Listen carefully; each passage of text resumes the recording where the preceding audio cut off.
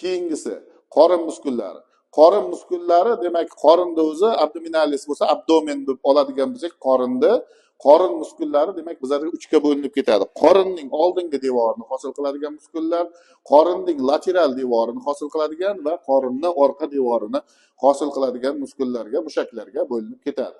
Bularni har birini ko'rib chiqadigan juda ham ko'p emas. Agar boya ko'krakni yodlagan kabi tengma-teng faqat o'zini guruhi bilan yodlasak, u bizga qiyinchilik tug'dirmaydi.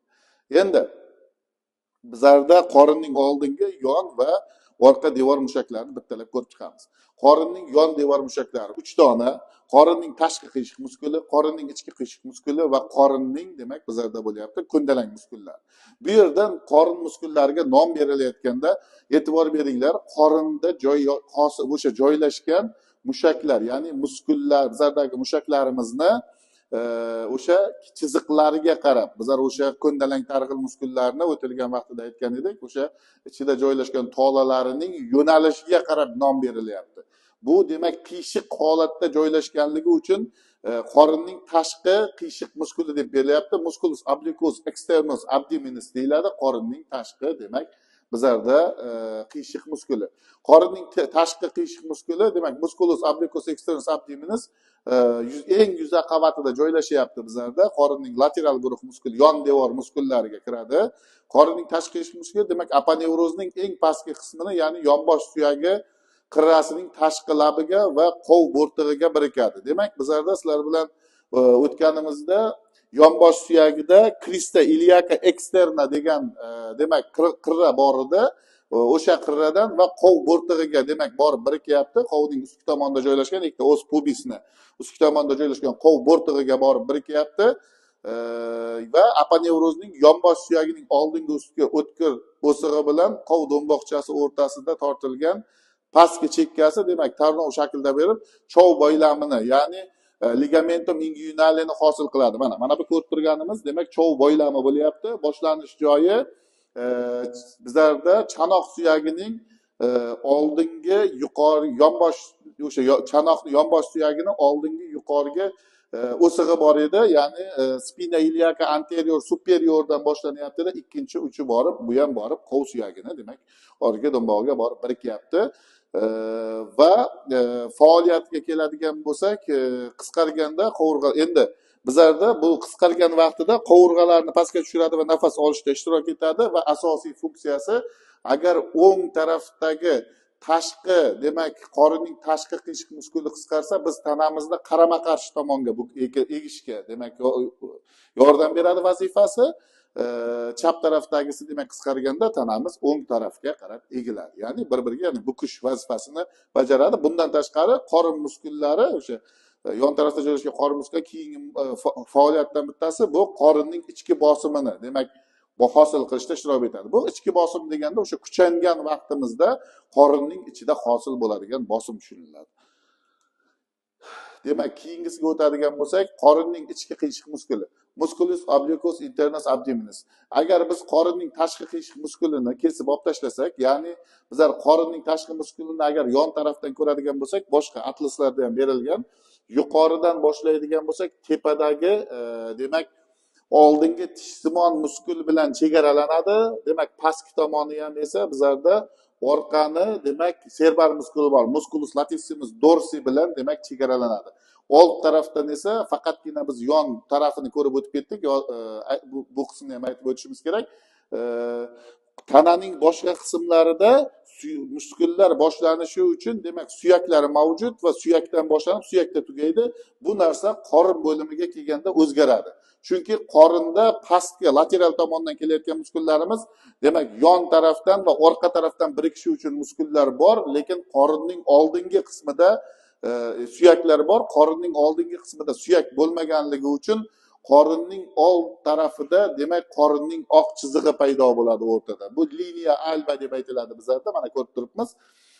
O'sha kindik sohasi bo'yicha to'g'ri o'tkazadigan bo'lsak, boshlang'ich joyi to'sh suyagining processus xifoideosi, xanjarsimon o'sig'idan boshlanyapti-da, ikkinchi uchi demak bizlarda qov suyagida demak o'sha boya aytgan bir-biri bilan boshlangan simfiz qismigacha davom etadi, qov suyagigacha va birikadi va bu oq chiziqni mustahkamlaydigan narsa qorinning lateral guruh muskullari, hozir sizlarga boya sanab o'tganimiz, ya'ni qorinning tashqi qiyshiq muskuli, qorinning ichki qiyshiq muskuli va qorinning ko'ndalang muskullarini ustki tarafdan o'rab turadigan pishiq pardalari, ya'ni aponevrozlar hosil qiladi, ya'ni pishiq pardalar bilan o'ralgan bo'lib, bu pardalar old tarafdan keladida, demak liniya albaga kelib bog'lanadi va o'sha qorinda o'sha liniya albaga demak mana shu demak birikadigan asosiy joy, qorin muskuli bilan birikadigan asosiy qism hisoblanadi va aponevroz qismi oqimtir rangda bo'lib, bu joyda qon tomirlar va nervlar kamligi sababli agar operatsiya qilish jarrohlar tomonidan operatsiya, qorin bo'shlig'idagi operatsiyalar qilinadigan bo'lsa, shu sohasi tanlanish tavsiya etiladi. Ertaga o'sha operatsiyaga ochib kirish joylarini hisobga olayotganda, sababi bu joylarda nervlar kamligi uchun og'riq kamroq bo'ladi, qon tomir kamligi uchun demak qon ketishi ham biroz kamroq bo'lar ekan. Endi qorinning tashqi qiyshiq muskuli demak old tarafdan kelyapti-da, demak o'sha qorinning oq chizig'iga bog'lanyapti. Endi ikkinchisi, o'sha qorinning tashqi qiyshiq muskulini kesib olib tashlasak, uning ostida musculus demak obliquus internus abdominis bo'ladi, qorinning ichki qiyshiq muskuli bo'ladi. Bu ham old tarafdan bog'lanadigan joyi o'sha bizlar ko'rganimiz, ya'ni o'sha aponevroz pardalar aponevroz hosil qiladi va o'sha liniya alb oq chiziqqa borib bog'lanadi. Boshlang'ich joyini oladigan bo'lsak, chov boylamining tashqi 3/2 qismining ustki yuzasidan boshlanadi. Demak, yonbosh suyagi qirrasining oldingi 3/2 qismidan va ko'krak bel fatsiyasidan boshlanyapti. Bu ham xuddi shunday. Yonbosh suyagini 3/2 qismini olyapti. Chov boylami ligamentum inguinalining 3/2 qismiga kelib birikyapti. Yonbosh suyagining krista iliakasidan boshlanyapti. Ko'ryapmiz. Demak, old tarafdan hozir aytganda liniya albaga demak kelib birikyapti. Va o'ziga xosligi ikkita tomonlama, demak qisqargan vaqtida qovurg'alarni demak pastga tushiradi. Bu ham nafas olishda ishtirok etyapti, ya'ni bundan tashqari umurtqa pog'onasini bukishda ishtirok etadi, demak gavdamizni bukishda ishtirok etadi va qorindagi bosimni oshiradi. O'ziga xosligi, agar mana shu qorinning ichki qiyshiq muskuli qaysi tarafda qisqarsa, biz tanamizda o'sha tomonga qarab bukamiz. Ya'ni qorinning tashqi qiyshiq muskuliga nima deydi, qarama-qarshi ishlaydi. Qorinning tashqi qiyshiq muskuli agar o'ng tarafda qisqarsa, biz chap tomonga egilardik. Qorinning ichki qiyshiq muskulida esa qaysi tarafda qisqarsa, tanamizni o'sha qorinning ichki qiyshiq muskuli qisqargan tarafga qarab egamiz. O'ziga xosligi. Keyingisi mana bu yerda juda yaxshi ko'rsatgan, qorinning ichki qiyshiq muskuli va oq chiziqni liniya albani boya aytganimdek processus kyphoideus tush suyagini xanjarsimon o'simtasidan boshlanib, demak bizlarda qovunning simfiz qismigacha davom etyapti va o'sha qorinning lateral guruhi, o'sha qorinning muskullarini, mushaklarini oldindan kelib birikadigan, pardalarni birikadigan qismini hosil qilib beryapti, ya'ni aponevrozni. Bu yerda e'tiborli tomoni, o'ziga xosligi, agar e'tibor berayotgan bo'lsak, pastdagi qovurg'alardan hosil bo'lyapti. Demak, ichki demak o'sha qiyshiq muskulimizni ko'rayotgan bo'lsak va birikish joylarini hozir aytib o'tdik, o'sha yonbosh suyagidan va 3/2 qism demak bizlarda chov kanali demak boylamiga borib birikyapti. O'ziga xosligi demak tolalarining demak qiyshiq joylashganligida. Keyingisini ko'radigan bo'lsak, qorinning ko'ndalang muskuli, musculus transversus abdominis. Agar biz qorinning tashqi qiyshiq muskulini kesib olib tashlasak, uning tagidagi qorinning ichki qiyshiq muskulini kesib olib tashlasak, o'shaning tagida 3-qavatda qorinning ko'ndalang muskuli chiqadi. E'tibor qilinglar. Qorinning tashqi qiyshiq muskullarini yo'nalishi qiyshiq joylashgan edi. Bir-biriga, demak, ikkita o'sha tashqi ichkini ham yo'nalishi bir-biriga tushmaydi, ya'ni qarama boshqa yo'nalishda joylashyapti, lekin qorinning ko'ndalang muskuli demak ya'ni gorizontal holatda joylashyapti, ya'ni ko'ndalang joylashyapti. Shuning uchun bu qorinning demak ko'ndalang muskuli deb aytiladi bizlarda o'sha joylashiga qarab. Endi uning tolalari 6 ta pastki qovurg'alardan boshlanyapti. 6 ta pastki qovurg'alardan, ko'krak bel fatsiyasining oldingi yaprog'idan va yonbosh suyagi qirrasining ichki labini oldingi yarmidan, ya'ni krista iliaka internaning oldingi demak qismidan boshlanyapti.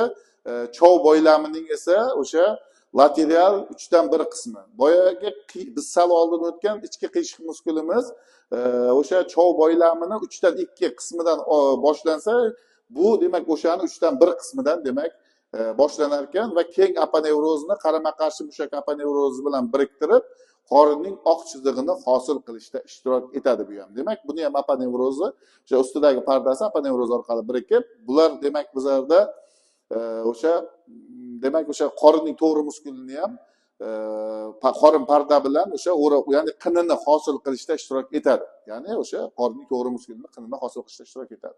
Faoliyati qorinning bosimini oshiradi bu yerda va qovurg'alarni oldinga demak o'rta chiziqqa tortishga yordam. Bu ham demak nafas olishda ishtirok etadi.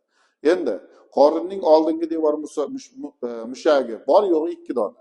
Biz qorinning lateral guruh muskulini ko'rdik, 3 donagina edi. Qorinning tashqi qiyshiq, qorinning ichki qiyshiq va qorinning ko'ndalang muskuli. Qorinning oldingi guruh muskuli musculus rectus abdominis. Nimaga? Chunki agar tolalarining yo'nalishiga e'tibor berayotgan bo'lsalaring, demak vertikal joylashyapti, ya'ni demak bu tolalar vertikal holatda tekis to'g'ri joylashgan uchun demak qorinning to'g'ri muskuli deb o'zi yo'nalishi ham to'g'ri muskul bo'ylamasiga joylashgan va boshlang'ich qismi demak qov qirrasi va qov simfizining qov simfiziga 2 pay bilan boshlanib yuqoriga yo'naladi va yuqorida demak 5 va 6 qovurg'alarning tog'aylariga borib demak birikadi. Bu mushak demak tolasi bu mushakni o'ziga xosligi 3-4 ta joyida demak ko'ndalang joylashgan, ya'ni yo'nalgan paylar mavjud. Demak orasidagi ya'ni intersectional tendinea deyiladi. O'sha oraliqda joylashgan demak paylarni ko'rishimiz mumkin. Buni alohida bo'laklarga bo'lib turgan va faoliyatga keladigan bo'lsak, umurtqa pog'onasini bukishda va qovurg'alarni pastga tortishda yordam beradi. Ya'ni oldinga egilganimizda va qovurg'alarni bukishda. Bu mushakni mana o'ziga xosligi o'sha chiniqtirilgan holatda agar mana shu mushakka press ishlanadigan bo'lsa, o'sha mana bu o'rtadagi paylari shishmaydida, orasidagi yostiqcha shaklidagi muskullar shishib to'rtburchak shaklda demak qorinda demak o'sha to'rtburchak shaklda. Buni sizlar demak o'sha yostiqchalarni hosil qiladi. Buni o'sha shug'ullangan odamlarda ko'rishimiz mumkin. Alohida ajralib turadi. Aynan mana shu qorinning to'g'ri muskuli. Ikkinchi qorinning oldingi guruh muskuli bu musculus piramidalis, juda ham kichik muskul, piramidasimon muskul, mana juda ham kichik mushakcha. Buning boshlang'ich joyi demak bizlarda qov simfizi os pubisdan boshlanyapti. Birikish joyi esa borib birikyapti liniya albaga, ya'ni qorinning oq chizig'iga birikyapti va buni vazifasi mana shu qorinning oq chizig'ini taranglashtirib beradi. Demak, liniya albani taranglashtirishda ishtirok etadi. Juda ham kichik bo'lgan, hajm jihatdan juda ham kichik bo'lgan mushak hisoblanadi. Demak, qorinning oldingi guruh muskuli tugadi. Bizlarda oxirgisi qorinning orqa guruh muskuli qoldi. Ya'ni qorinning orqa devorini hosil qiladi. Mana bizlarda bu yerda ko'rsatilgan juda ham kichkina holatda, ya'ni qorinning piramidasimon muskulini demak ko'rsatilgan holatda. Keyingisini ko'radigan bo'lsak, bu qorinning kvadrat mushagi, musculus quadratus lumbarium deb aytilyapti, nomlanadi va ko'rinayotgan joy e'tibor qilayotgan bo'lsalaring 12 qovurg'adan boshlanyapti, qovurg'aning pastki qirrasidan va yuqoridagi 4 ta bel umurtqalarining processus transversuslardan, ko'ndalang o'siqlaridan boshlanyapti va demak yonbosh suyagining ichki medial orqa tarafida joylashgan demak bunda ham o'zayapti o'sha kris demak ana uni o'zida krista iliaca externani medial qismiga ya'ni ligamentum sacroiliacum birikadigan joy bor. Boylam bor edi, dumg'aza va bel boylam, mana shu yerda bog'lanadigan boylamlar bor. Mana shuni sohasida birikyapti kelib va buni o'zini oladigan bo'lsak, faoliyati ikki tomonlama qisqarganda umurtqa pog'onasini tik tutishga yordam beradi. Ya'ni orqaning muskullari bor edi, musculus erector spinali o'shanga faoliyatiga yordam beradi va qovurg'alarimizni keyingi vazifasi bir tomonlama qisqarganda demak qovurg'alarni ya'ni o'sha tomonni o'z tomoniga pastga tortadi. 12 qovurg'a tarafida, 12 qovurg'aga birikkanligi uchun o'sha o'zi tarafidan demak pastga tortishga yordam beradi. Qorinning oq chizig'i liniya alba. Hozir sizlarga demak boyadan beri ko'rsatib o'tyapman. Mana takrorlab olamiz. O'sha o'rta sohasida ko'ryapmiz. Kindik markazida deb olsak, o'rtada tepa tomonda demak to'sh suyagini nima bu yerda qorinning serpar mushaklari aponevrozi tolalarining birikishidan hosil bo'lyapti. Harjarsimon o'siqdan, demak to'sh suyagini protsessus ksifoideosidan boshlanyaptida, demak qov suyagining demak o'sha simfizigacha davom etyapti, pastki tomonga davom etyapti. Yuqorgi qismining kengligi demak 2,5 santimetrgacha bo'ladi. Kindikdan pastga tomon u torayib qalinlashib boradi va pishiq bo'lib qon tomirlar kam bo'lganligi uchun o'sha boya aytib o'tgandek, demak jarrohlik amaliyotida mana shu sohadan ochish demak tavsiya etiladi. Qorinning to'g'ri muskulining qini, agar e'tibor berayotgan bo'lsak, bu yerda qaranglar, odam tanasini o'rtadan gorizontal ikkiga bo'lindi. Gorizontal bo'linganda tepaga qarab ko'tarildida, gorizontal kesimda demak bizlarda qorin muskullarini qavatlarini ko'rib chiqyapmiz. Bu ham xuddi o'sha narsa, faqat mana bu lateral tomoni, qorinning yon tarafida 3 qavat muskul. Demak, birinchisi kutaneoz teri osti yog' qavati, kletchatkasi, demak birinchi ko'rayotganimiz qorinning tashqi qiyshiq muskuli, ikkinchisi qorinning o'rta qiyshiq muskuli, qorinning ichki qiyshiq muskuli va uning pastki tomonida biz ko'rib turibmiz, demak qorinning ko'ndalang muskuli. Old tarafdan esa biz ko'rishimiz mumkin bo'lgan narsa, demak bizlarda qorinning to'g'ri muskuli mana markazda joylashgan musculus rectus abdominis.